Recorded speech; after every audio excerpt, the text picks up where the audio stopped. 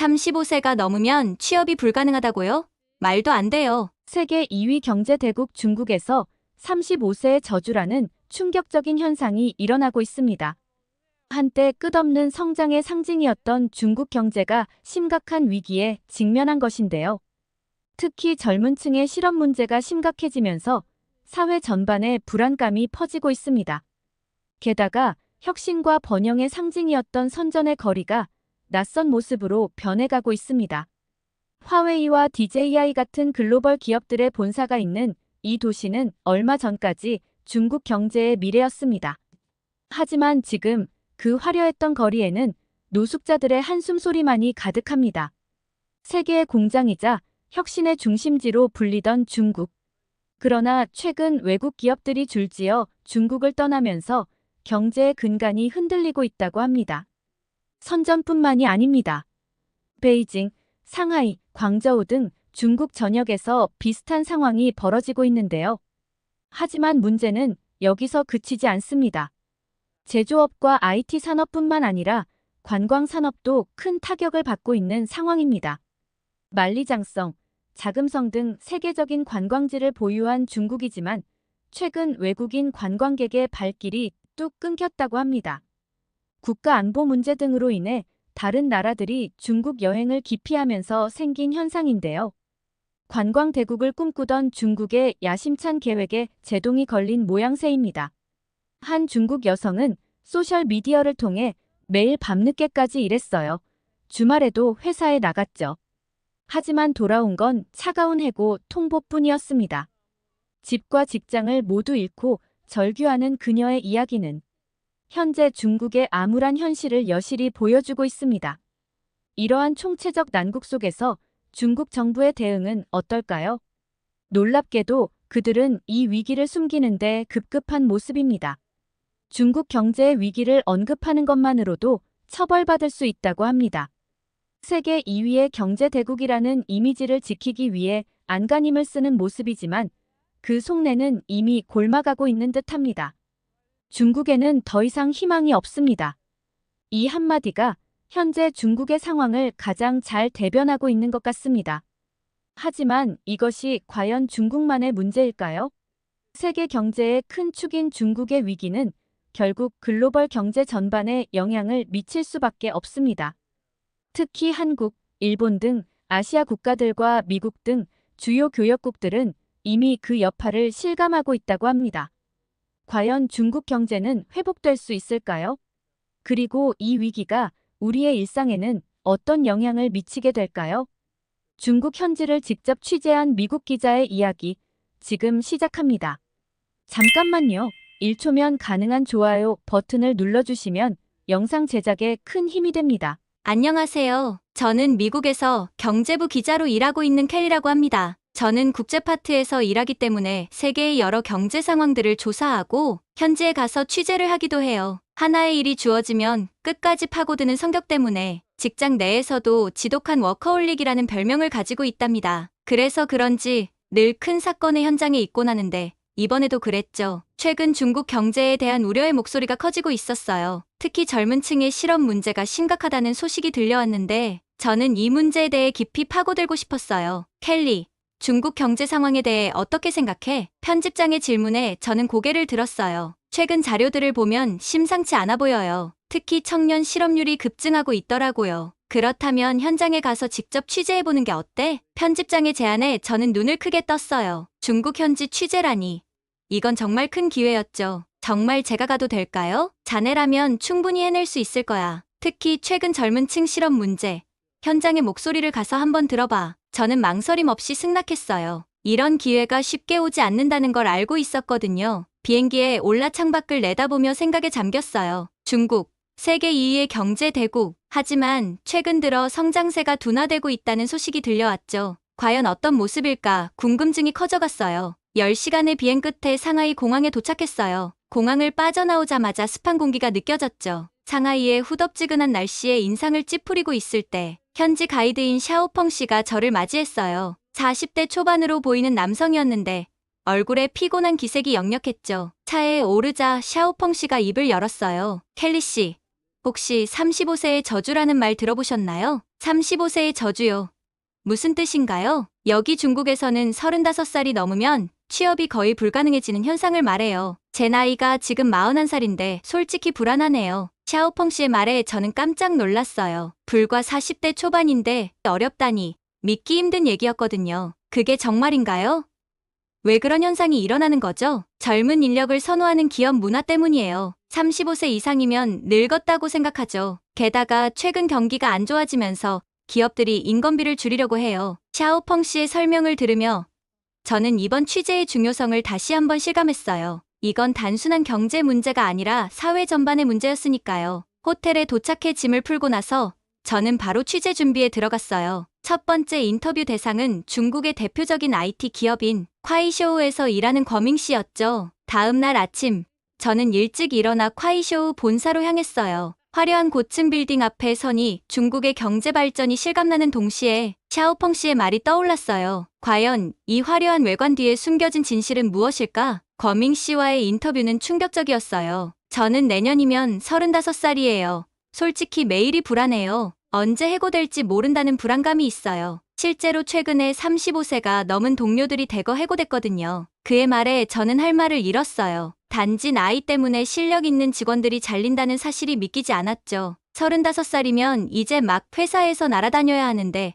해고를 당한다니 믿기지 않았거든요. 해고된 동료분들은 지금 어떻게 지내고 계신가요? 솔직히 잘 모르겠어요. 연락이 끊겼거든요. 다들 해고되면 주변 사람들과 연락을 끊고 숨어버리는 경우가 많아요. 거밍 씨의 눈에 절망감이 깃들어 있었어요. 그의 이야기를 들으며 저는 이번 취재가 단순한 경제 기사가 아니라는 걸 깨달았죠. 중국이 이렇게 심각한 상황이었나 생각이 들었어요. 호텔방에 돌아와 노트북을 펼치며 오늘 들은 이야기를 정리했어요. 중국의 경제 성장은 분명 놀라웠지만 그 이면에는 이렇게 고통받는 사람들이 있었어요. 35세의 저주는 단순한 직장 내 차별이 아니라 한 사회를 무너뜨리는 심각한 문제였죠. 이 문제가 얼마나 광범위한지 그리고 어떤 해결책이 있을지 더 깊이 파고들어야 해요. 하지만 한 가지는 확실했어요. 중국의 꿈은 서서히 무너져가고 있었고 그 속에서 수많은 사람들이 고통받고 있다는 사실이요. 창밖으로 보이는 상하이의 야경은 여전히 아름다웠어요. 하지만 이제 그 불빛들이 예전과는 다르게 보였죠. 각 빛 뒤에 숨겨진 어둠을 보게 된 거예요. 저는 깊은 한숨을 내쉬며 노트북을 덮었어요. 다음 날,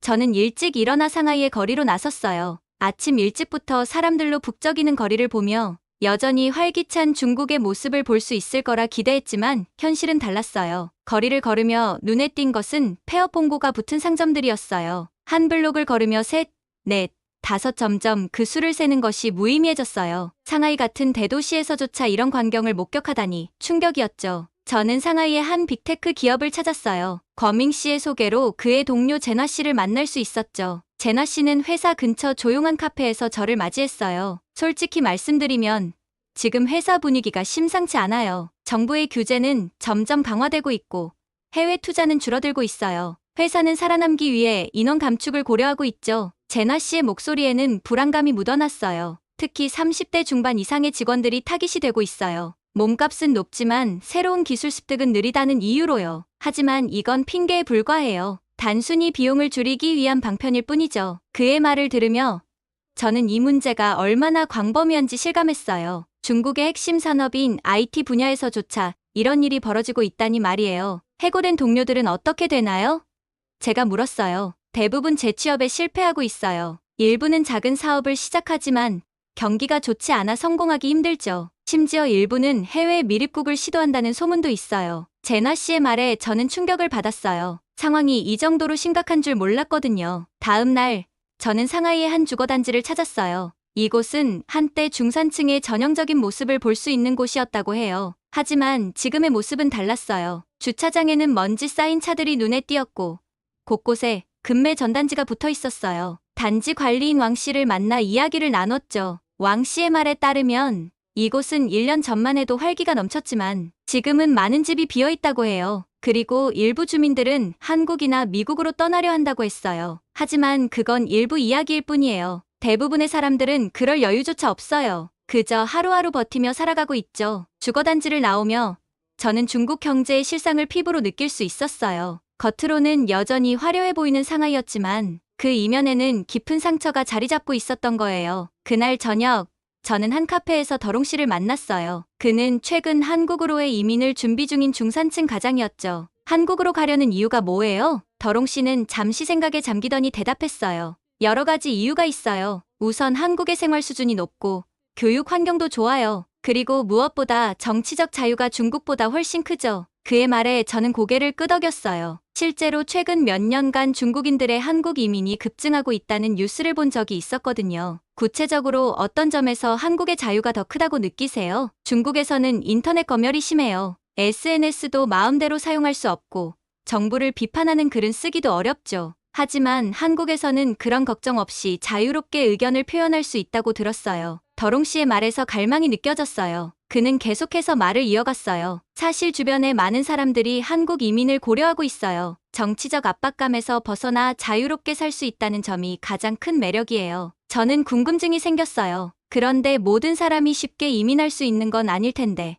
어떻게 준비하고 계신가요? 그는 잠시 망설이더니 낮은 목소리로 말했어요. 저는 유학을 통해 합법적으로 갈 예정이에요. 하지만 일부 사람들은 관광 비자로 한국에 가서 불법 체류를 하기도 해요. 처음에는 합법적으로 들어갔다가 비자가 만료된 후에도 그냥 머무르는 거죠. 저는 놀라지 않을 수 없었어요. 그렇게 위험한 선택을 하는 이유가 뭘까요? 더롱 씨는 한숨을 쉬며 대답했어요. 중국에서의 삶이 그만큼 답답하다는 거죠. 불법 체류자로 살더라도 한국에서 자유를 누릴 수 있다면 그게 중국에 있는 것보다 낫다고 생각하는 거예요. 최소한 정부의 감시와 통제에서 벗어날 수 있으니까요. 그의 말을 들으며 저는 중국의 정치적 상황이 얼마나 심각한지 다시 한번 실감했어요. 사람들이 불법이라는 위험을 감수하면서까지 자유를 찾고 있다니 정말 놀라웠죠. 중국 정부에서 이런 상황을 어떻게 보고 있나요?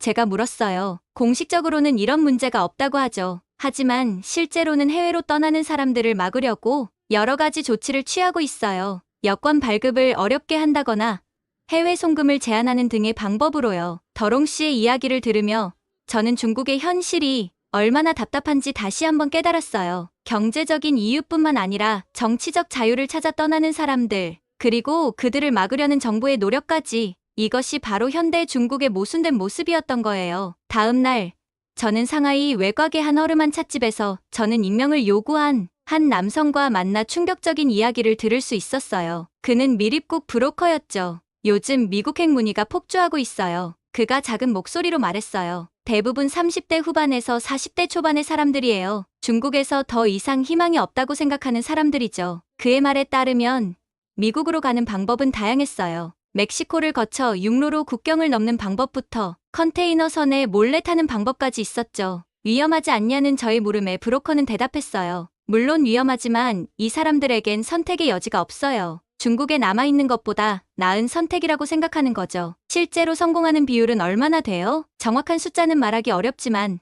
절반도 안 될 거예요. 많은 사람들이 체포되거나 더 나쁜 상황을 맞이하죠. 하지만 그래도 시도하는 사람들이 계속 늘어나고 있어요. 이 이야기를 들으며 저는 중국의 현실이 얼마나 절박한지 다시 한번 실감했어요. 한국으로의 합법적인 이민을 준비하는 중산층부터 목숨을 걸고 미국행을 시도하는 사람들까지 모두가 중국의 꿈이 무너져가는 현실 속에서 탈출구를 찾고 있었던 거예요. 호텔로 돌아와 취재 내용을 정리하며 저는 깊은 생각에 잠겼어요. 중국의 경제 문제는 단순히 숫자로 표현될 수 있는 게 아니었어요. 그 속에는 수많은 사람들의 꿈과 희망, 그리고 절망이 얽혀 있었죠. 35세의 저주는 단순한 취업 문제를 넘어 사회 전반을 뒤흔드는 심각한 위기였어요. 젊은이들의 미래는 불확실해졌고 중년층은 갈 곳을 잃어가고 있었죠. 그리고 그 속에서 사람들은 한국이나 미국 같은 외국으로의 탈출을 꿈꾸고 있었어요. 하지만 이런 탈출이 새로운 문제를 야기하고 있다는 사실을 알게 됐어요. 한국의 이민국 관리와 비밀리에 인터뷰를 할 기회가 있었는데 그는 충격적인 이야기를 들려줬어요. 최근 중국인 불법 체류자가 급증하고 있습니다. 대부분 관광 비자로 입국한 후 체류 기간을 넘겨 불법으로 머무르고 있어요. 이들 중 상당수가 불법 취업은 물론 각종 범죄에 연루되고 있습니다. 이는 한국뿐만 아니라 미국에서도 비슷한 상황이었어요. 캘리포니아의 한 경찰관은 이렇게 증언했습니다. 중국인들의 불법 입국이 늘면서 관련 범죄도 증가하고 있어요. 특히 조직화된 범죄 집단들이 인신매매, 마약 유통, 돈 세탁 등에 가담하고 있습니다. 이러한 문제는 중국의 경제 위기가 단순히 중국 내부의 문제로 그치지 않는다는 것을 보여주고 있었어요. 그것은 주변국, 특히 한국과 미국에 직접적인 영향을 미치고 있었죠. 중국의 경제 성장은 분명 놀라웠어요. 하지만 그 이면에는 깊은 그림자가 드리워져 있었죠. 35세의 저주로 대표되는 연령 차별, 급격한 경기 침체, 청년 실업, 중산층의 붕괴, 이 모든 것이 복합적으로 작용하며 중국 사회를 위기로 몰아가고 있었어요. 그리고 그 위기는 이제 국경을 넘어 주변국에까지 영향을 미치고 있었죠. 더 큰 문제는 이 위기를 극복할 해결책이 보이지 않는다는 거였어요. 정부의 대책은 미흡해 보였고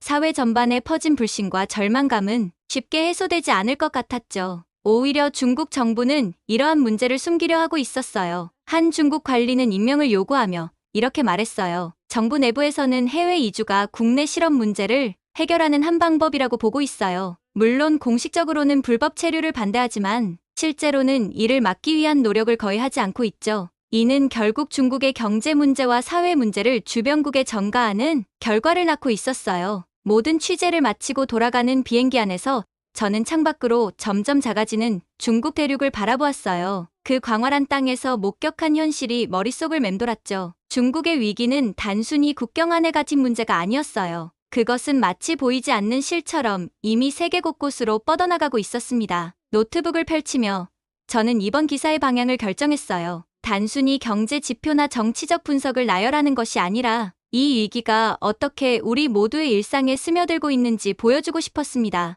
무너져가는 중국의 꿈이 어떻게 한국과 미국, 그리고 다른 나라들의 현실을 바꾸고 있는지 생생하게 전달하고 싶었어요. 경제 위기, 청년 실업, 불법 체류, 범죄율 증가, 이 모든 것들이 서로 어떻게 연결되어 있는지, 그리고 그 영향이 어떻게 국경을 넘어 퍼져나가고 있는지를 밝히는 것이 제 임무라고 생각했습니다. 비행기가 구름 위로 올라가며 저는 키보드를 두드리기 시작했어요. 이 기사가 많은 사람들의 눈을 열어주고 우리가 직면한 현실을 제대로 볼 수 있게 해주기를 바라면서 말이에요. 오늘의 사연은 여기까지입니다. 중국의 경제 위기를 취재한 미국 여기자의 이야기 어떠셨나요? 한때 세계 경제의 중심으로 떠오르던 중국의 현재 모습이 충격적이었습니다. 35세의 저주로 불리는 중년층 실업 문제, 무너져가는 중산층, 그리고 이로 인한 불법 이민의 급증까지. 중국의 위기가 단순히 한국가의 문제를 넘어 전 세계에 영향을 미치고 있다는 사실이 인상적이었습니다. 특히 한국과 미국을 비롯한 주변국들에게 미치는 영향을 다시 한번 생각해보게 되는 계기가 되었습니다. 여러분은 중국의 경제 위기에 대해 어떻게 생각하시나요? 이 상황이 우리나라에는 어떤 영향을 미칠지, 그리고 우리는 어떻게 대비해야 할지 여러분의 의견을 댓글로 남겨주세요. 감동 뭉클에서는 여러분의 소중한 마음을 모아 사연 주인공들에게 전해드리고 있습니다. 여러분 주변에 감동적이거나 재미있는 실제 사연들을 제보받고 있으니 언제든 저희 공식 메일로 제보해주세요. 여러분이 보내주신 사연이 다음 영상의 주인공이 될 수 있습니다. 오늘 들려드린 사연이 마음에 드셨다면 구독과 좋아요 눌러주시고 주변 분들과도 공유해주세요. 여러분의 작은 관심과 응원이 더욱 좋은 콘텐츠를 만드는데 큰 힘이 됩니다. 이상 감동 뭉클이었습니다. 끝까지 시청해주셔서 감사합니다. 다음에 더 감동적인 사연으로 찾아뵙겠습니다.